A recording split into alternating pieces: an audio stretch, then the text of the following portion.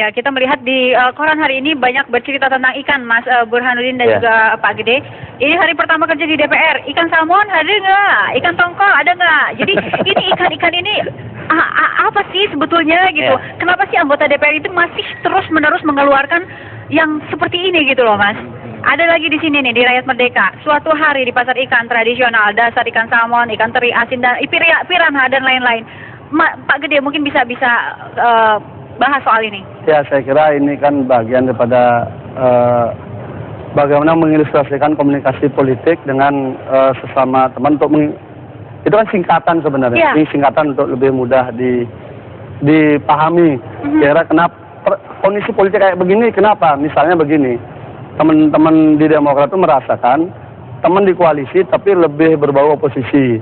Nah itu kan ternyata pimpinannya manggut-manggut, tapi yang di bawahnya gigit-gigit gitu. Kan tapi apakah ini sebuah pendidikan yang politik yang positif untuk masyarakat, Mas Burhanuddin? Itu yang saya soroti adalah penggambaran atau analogi melalui binatang. Itu menunjukkan bahwa keadaban publik dan politik kita itu masih sangat rendah. Jadi mutu atau kualitas perdebatan antara anggota dewan yang terhormat itu masih pada level analogi binatang. Coba kalau kita bandingkan dengan politisi di luar, itu kalau berdebat itu mengutip Shakespeare, mengutip sastrawan dunia, dan kalau misalnya mengkritik itu pakai analogi dan metafora yang indah. Di sini itu pakai binatang. Pakai binatang atau fisik mungkin kadang-kadang. Jadi di permasalahan. Itu juga. Jadi menurut saya ada kritik lah supaya meningkatkan kualitas debatnya jadi lebih baik, dan saat yang sama kalau dari sisi substansi itu jelas menggambarkan ada hubungan yang sangat tidak solid ya, tidak harmonis, terutama di internal partai koalisi.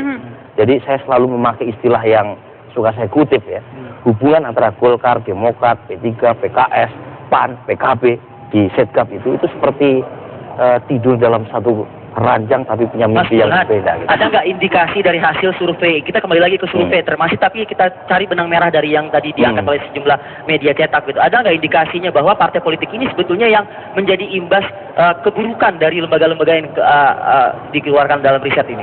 Iya, kalau ditanya soal seberapa bersih lembaga-lembaga produk demokrasi ya terhadap korupsi, parpol masih berada di urutan paling buncit ya. Jadi dianggap paling tidak bersih. Dan itu sebenarnya bukan kabar baru. Hampir tiap kali kita turun selalu parpol berada di urutan paling bawah ya. Jadi ini lagi-lagi persis seperti yang dikatakan oleh Bung Rama tadi, bahwa partai politik ya di tengah kewenangan dan otoritas yang sangat besar, misalnya untuk jadi presiden, untuk jadi menteri, to some extent kan harus melalui endorsement dari partai, untuk jadi bupati, wali kota, gubernur, untuk menjadi anggota KPK, KPU, KPI, itu kan melalui pintu partai politik ya. Tetapi saat yang sama, transparansi, akuntabilitas publik itu masih sangat lemah. Jadi minus korupsi itu kan sederhana ya menurut Kritgat itu. Korupsi itu adalah monopoly of power plus discretion of official minus accountability. Kalau misalnya partai politik punya kewenangan luar biasa tanpa akuntabilitas dan transparansi, itulah pintu masuk korupsi. Nah karena itu kita dorong, ini bukan bagian dari partai politik harus dinyahkan dari demokrasi, itu salah sama sekali. Ini instrumen penting demokrasi, dan supaya instrumennya baik harus diperkuat dan jangan sampai terseret dalam kasus korupsi. Ayo dong, parpol kadang-kadang ikut membantu lembaga-lembaga juga, bukannya malah lembaga bagus sebetulnya kita Mas Burhan ya, tapi karena parpol ini saling berserang menyerang, jadi lembaga tersebut jadi enggak. Karena partai politik itu kan hidup dalam dunia kompetisi kan. Mencari suara dia berkompetisi, kemudian sampai di parlemen pun berkompetisi, untuk menggolkan siapa yang dianggap pantas pun berkompetisi. Ada perbedaan yang mendasar antara proses politik dengan proses hukum. Kalau proses politik itu kebenaran itu adalah dengan suara terbanyak, kalau nggak bisa musyawarah mufakat. Sementara kalau proses hukum itu parameternya jelas, ada alat bukti yang cukup, memang secara material dan memang ABC-nya itu jelas itu secara materialnya. Tapi kalau di politik bisa berbeda, bisa dipersepsikan salah meskipun dalam secara hukum dia bisa benar. Inilah perbedaannya, sehingga disitulah akhirnya muncul keinginan kita bersama agar partai politik itu lebih sederhana secara jumlah, lebih sederhana sehingga lebih gampang diawasi. Saya kira ini kedepannya pasti arahnya ke sana. Demokrasi tanpa partai politik juga nggak mungkin itu.